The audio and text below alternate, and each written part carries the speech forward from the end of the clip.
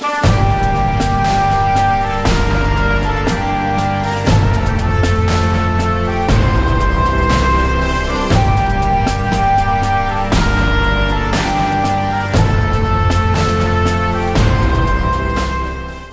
banning of black sand mining in the Philippines. The Senator of the Philippines, Laila de Lima, plans to ban black sand mining.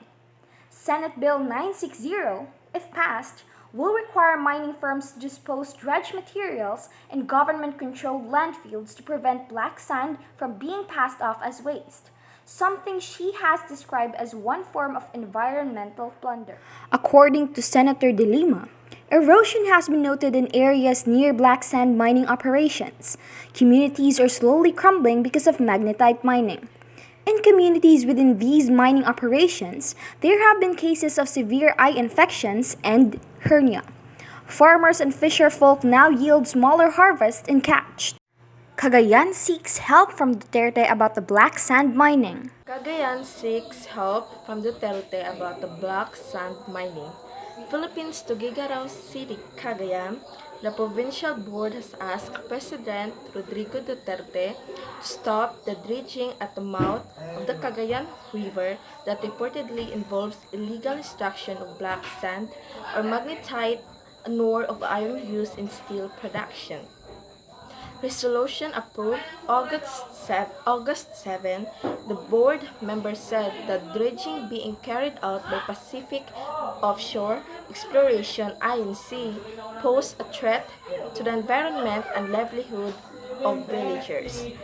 This is to be investigated as we appeal to the President Duterte to suspend the operation as the company has yet to comply with the requirements, board member Mila Katabay Lawigan said during the board's regular session last week.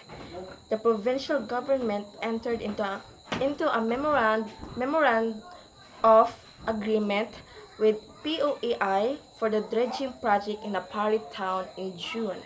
The dark side of black sand mining. Hello, my name is Lancelot P. Brangan, and today I will talk about the dark side of black sand mining. Black sand mining itself is legal if granted the necessary permits, because up to date there is no such thing that unambitiously bans it. Its main limits in the Mining Act is if the dredging is done in disturbed and protected areas. In August 7, the board members claimed that the dredging being carried out by Pacific Offshore Exploration Corporation poses a threat to the environment and livelihood of villagers. On August 13, National Bureau of Investigation and the Mines of Geosciences Bureau discovered in the raids that foreign companies, mostly Chinese, which were holding permits issued by the MGB or the provincial government, were behind the illegal extraction of Cagayan. The task force arrested 18 Chinese employees of Huaxia Mining and Trading Corporation, which was illegally operating a processing plant for black sand in Padaya and Dogan villages, both in Apari town. The company carried a permit to mine for only sand, yes, sand, not black sand, in Casiitan and Batangan villages, both in Gonzaga town. Since then, illegal black sand mining or extraction has persisted with violent consequences. In April 2014, Carlito Pentecostes Jr., then mayor of Gonzaga and a supporter of black sand mining, was felled by an assassin shortly after a flag raising ceremony just across the municipal hall. That is all. Thank you. Black sand is a great contributor to making metals, steel, and machinery for different buildings, houses, and structures. The mining of black sand in our country, especially in Cagayan, can help boost our country's economy and strengthen its relationship with other foreign countries. Due to our abundance of natural resources, our country can become a great contributor to black sand.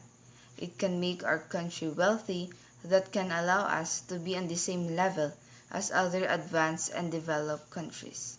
It can create more infrastructures that can help us and our society in adapting to the current trends. Additionally, Governor Manuel Mamba, the governor of Cagayan province, said that the extraction of black sand in Cagayan by foreign companies is for the making of a port in Apari. This port can make trading of goods between the nearby cities and provinces a lot easier. Christian John Princess Langis, for economic reason, I support and agree to use and export black sand or mining, but only if it doesn't destroy our environment. Cagayan is abundant of black sand and they didn't make use of it. We should try to utilize these resources just enough amount that can destroy the environment. The Philippines are known for abundant in natural resources, and Cagayan is one of that. We should export this black sand for money in our economy. There are people in the Philippines who need financial, especially in this time of pandemic. There are ways that we can make money from. Let's grab the opportunity to help the people of the Filipinos who need financial assistance.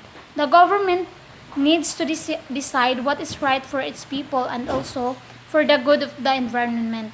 The government needs money to pay for the people who serve them or pay for the service of Filipinos. Sand mining is economically active in some countries across the globe. As it is part of the legal transaction of other countries, it is also subject to illegal extraction and trade causing our environment changes and impact with it.